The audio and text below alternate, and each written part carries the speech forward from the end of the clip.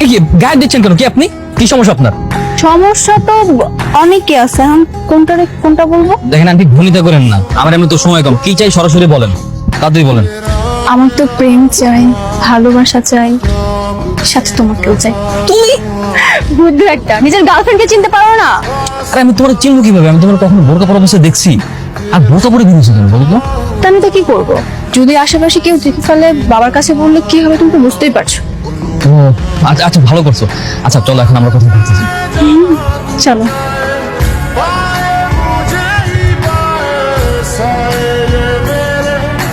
কি এভাবে তাকিয়ে কি দেখছো? তাকিয়ে আমি আমার প্রিয় তোমাকে দেখছি।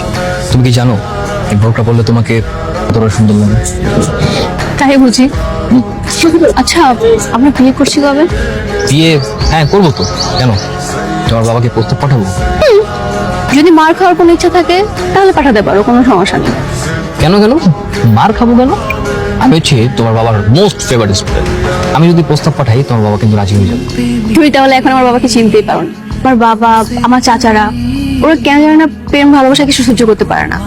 প্রেম ভালোবাসার নাম শুনলেই ওদের মাথায় কেন যেন আগুন জ্বলে যায়। আর তুমি কি বোকা নাকি? আমরা যে প্রেম করছি সেটা তো স্যারকে বলবোই না। আমি তো সরাসরি বিয়ের প্রস্তাব দেবো, তখনই সে রাজি হয়ে যাবে। ঠিক আছে, সেটা তাহলে পরে দেখা যাবে। কিন্তু এখন চলো না এখান থেকে চলে যাই, অনেক গরম লাগছে এখানে। আচ্ছা ঠিক আছে। কিরে, পড়ালেখা কেমন হচ্ছে তো? এই তো বাবা, ভালো। সারাদিন তো পড়াশোনার উপরে আছি, সেই সকাল থেকে এখনো টেবিলের মধ্যেই। কি জানি, সারাদিন তো আমি বাসায় ছিলাম না। টেবিলে আছিস না কোথায় আছিস আমি তো বলতে পারবো না, কিন্তু ফাঁকি দিস না, ভালো করে পড়। না না বাবা, ফাঁকি দিব কেন? আর ফাঁকি দিলে তো নিজের জালে নিজেই ফেসে যাব। এতটুকু বোঝার মতো বয়স তো আমার হয়েছে, তাই না? সেটাই।